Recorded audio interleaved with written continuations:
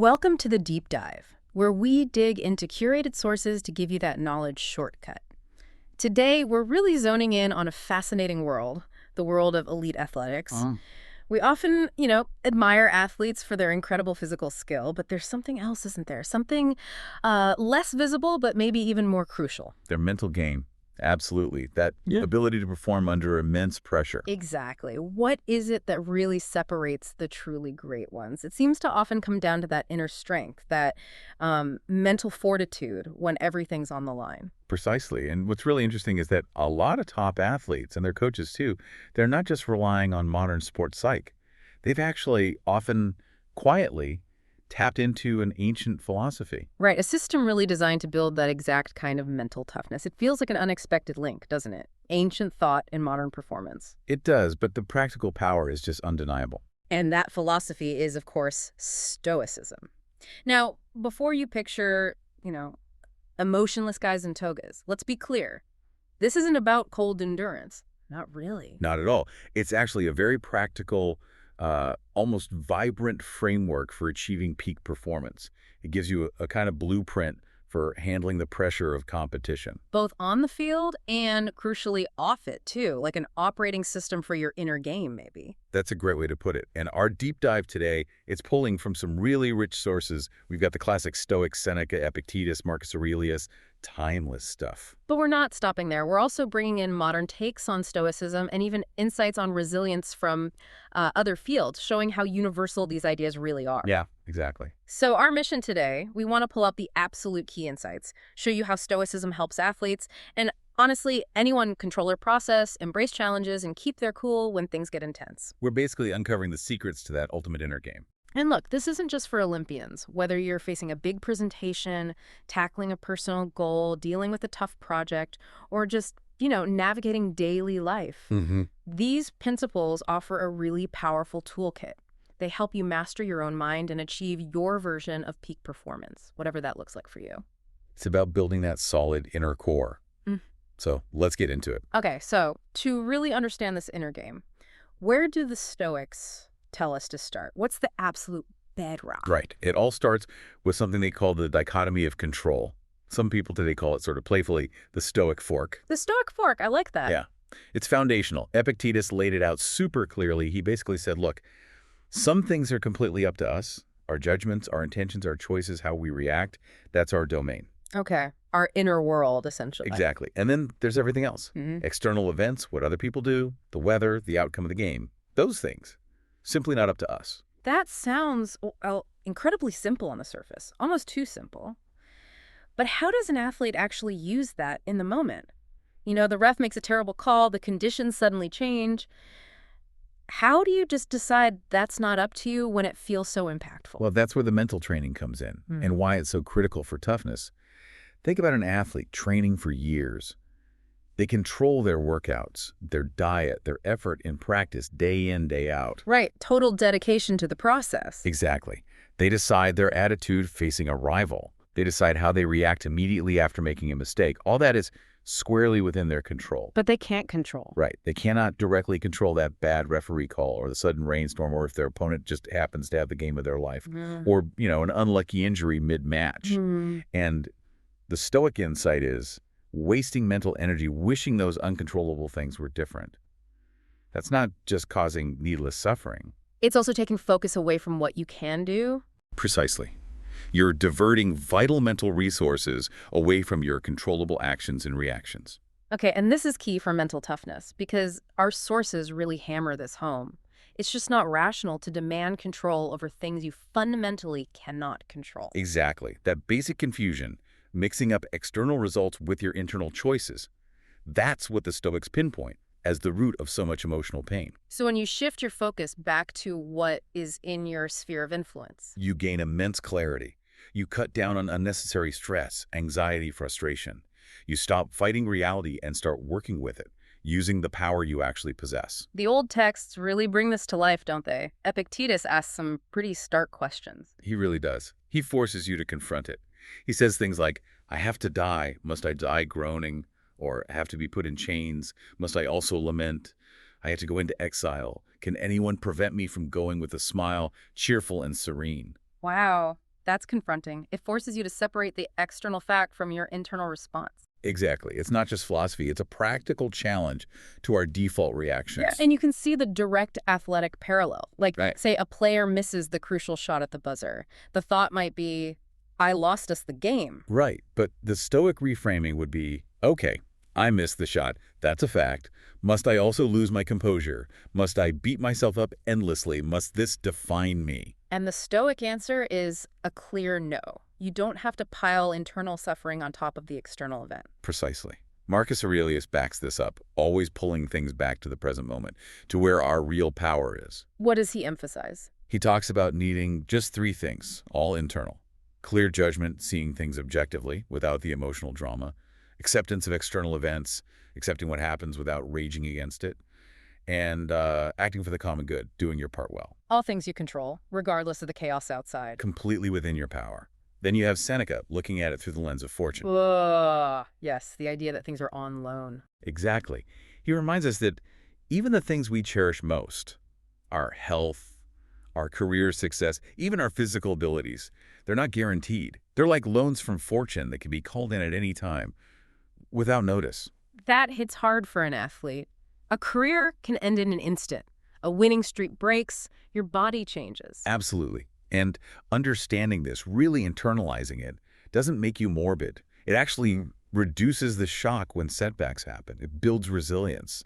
So you appreciate the good times more, but you're also better prepared to adapt when things inevitably change. You're not completely devastated. It builds that mental fortress against the unpredictable nature of life and sport. So for you listening, regardless of your field, grasping this distinction, what's up to you versus what isn't, that's really the first crucial step. It truly is. It lets you reclaim your mental energy and point it where it actually makes a difference, whether that's in a game, a meeting, or just dealing with everyday life. It's about building from the inside out. Okay, so we've got the foundation, the dichotomy of control. Now, how does Stoicism help us actually manage our emotions, especially when the pressure's on? Let's tackle that big misconception first, the emotionless Stoic. Right, because people hear Stoic and they think cold fish, unfeeling, robot. Totally. And it's just, well, it's wrong. Our sources are very clear. Mm-hmm. The Stoics weren't aiming for apatheia in the modern sense of being apathetic or having no feelings. No, what were they aiming for then?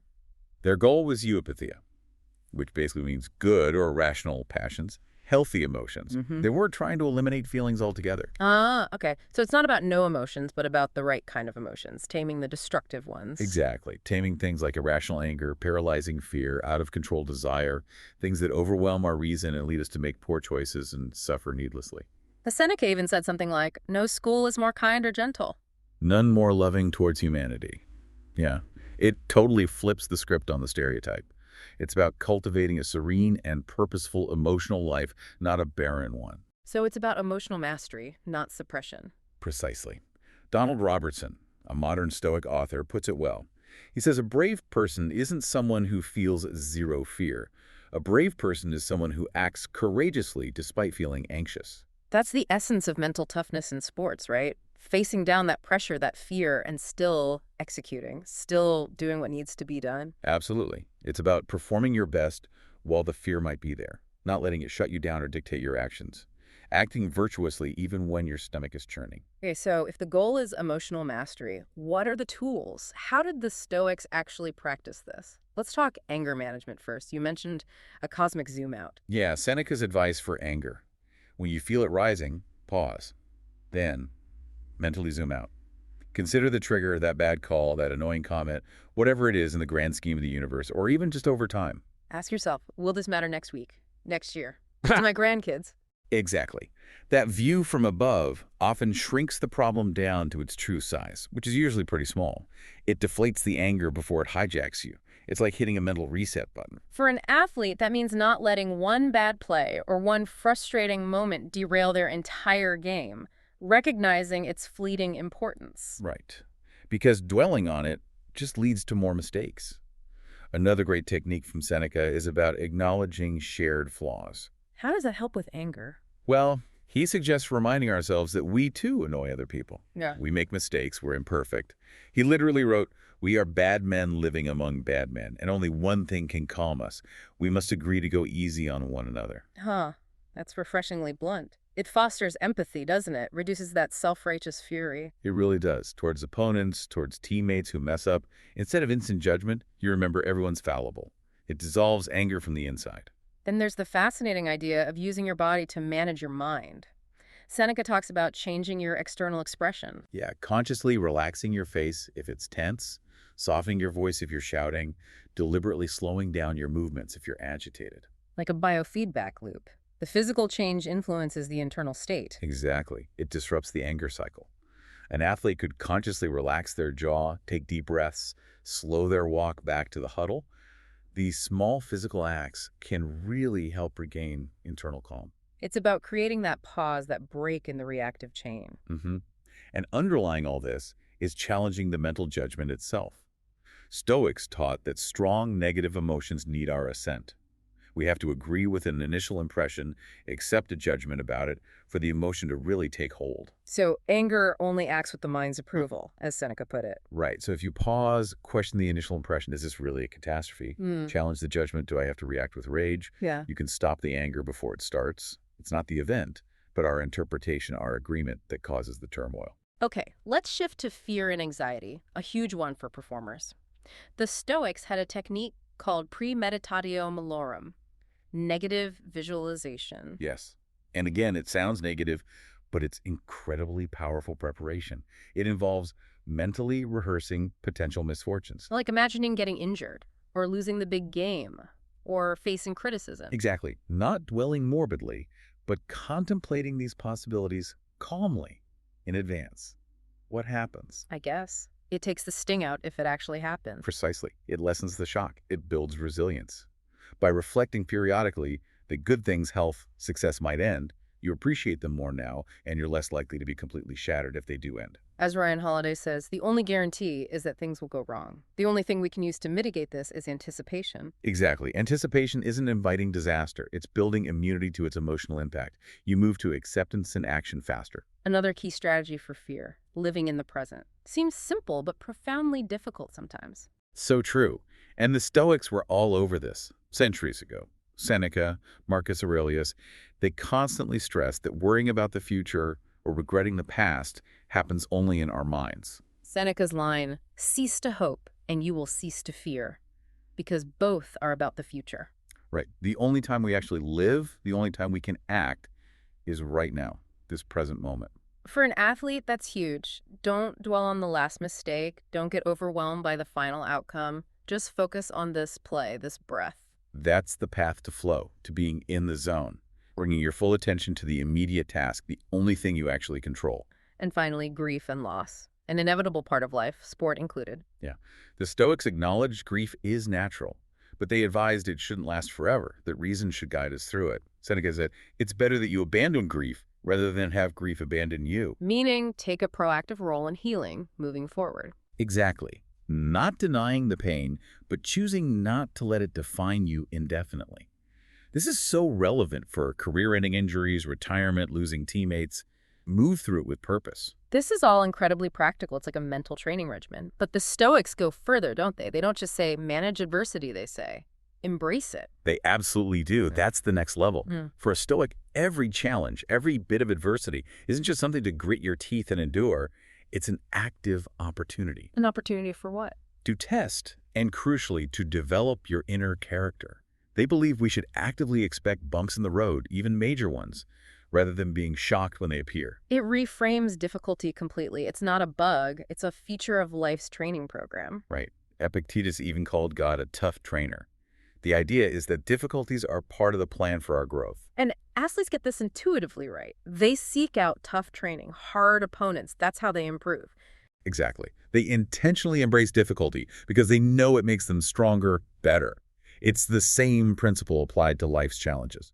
And this idea connects to resilience being forged in meaning. You mentioned Viktor Frankl. Yes, his experiences in the concentration camps. He found that having a sense of meaning, a purpose, gave people unbelievable resilience, even in the absolute worst conditions. And that meaning wasn't abstract. It was found in the choices they made within those horrific circumstances. Precisely. It was lived out. For an athlete, that meaning could be the discipline itself, the pursuit of excellence, Team camaraderie, personal growth through struggle. That inner why becomes the fuel when things get really tough externally. It transforms suffering. It gives you fortitude when results aren't going your way or when you're injured or facing criticism. It keeps you anchored. And this leads to virtue being shown in action, like Musonius Rufus teaching philosophy even while exiled. Right. He believed any situation, high or low, is made better by applying the virtues. Justice, courage, temperance, wisdom. Hardship wasn't just to be tolerated.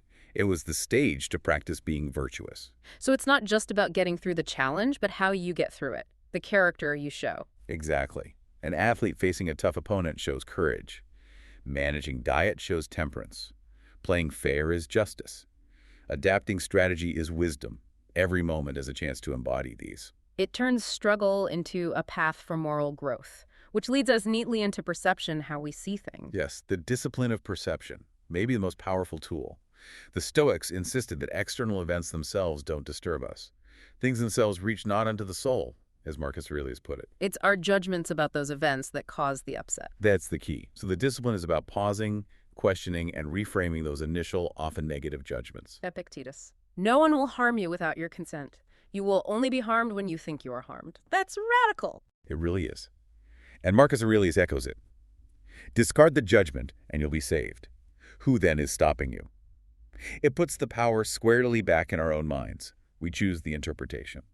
How does this play out for an athlete, say, dealing with pain? Well, the physical sensation of pain is a fact. It's data.